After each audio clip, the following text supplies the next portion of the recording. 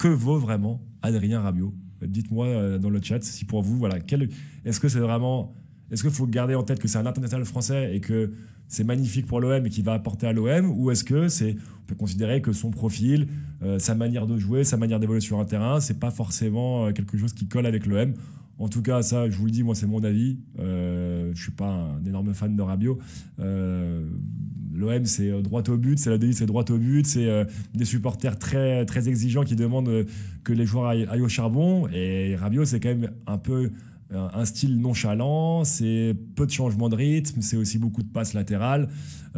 C'est pas un mec qui plante 8-10 buts par saison en mettant des frappes de loin, ça lui arrive. Mais voilà, moi, personnellement, je ne suis pas forcément convaincu qu'il amène autant qu'espéré par les supporters marseillais. C'est quoi ton avis, Seb, avant qu'on voit dans le chat? Bah écoute, en tout cas moi de mon côté, ce que je pense, c'est que au-delà du joueur et de son profil, comment il va apporter ou pas, c'est comme je disais tout à l'heure, c'est ce qu'il représente, et je pense que c'est ça qui hype bien les gens aujourd'hui.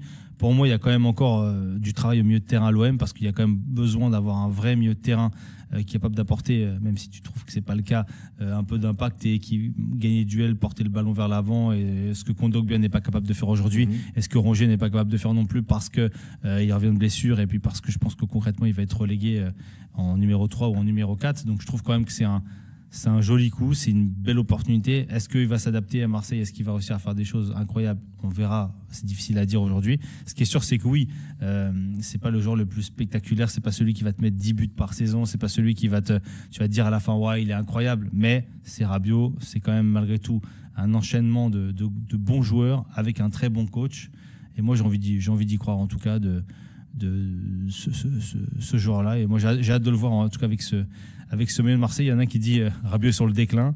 Je pense qu'il est plus de ton côté. Ben voilà, on va faire un petit tour sur vos commentaires, les amis. Donc, Vodkaren qui nous dit un très bon prospect dans l'effectif sur une saison entière.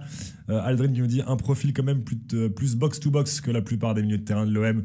On n'avait pas ce profil, c'est toujours un plus. Ça, je suis d'accord, c'était un profil que on n'avait pas. Après, le box-to-box, moi, j'ai un argumentaire où je t'explique que ça fait longtemps qu'il fait plus box-to-box, mais bon, pourquoi pas. Donc on a Dani qui nous dit Rabiot sur le déclin. Il a fait un Euro très moyen, il ne mettait plus un pied devant l'autre à la Juve, et il a fait un Euro pourri. Ok, un autre Dani qui nous dit Rabiot, c'est plus le profil et son statut que le sportif. Son football n'est pas très intéressant, il est trop sur la défensive, mais il va bien nous aider au milieu. Je suis assez d'accord avec ça, moi, perso. Gimli, c'est un joueur solide. Thomas Monel, je trouve qu'il est capable, notamment en équipe de France, d'apporter le surnombre. De plus de Zerbi, son jeu sur la possession, donc ça pourrait coller clairement. Il parviendra à mener à Marseille en Champions League. Bon, vous êtes plutôt confiant.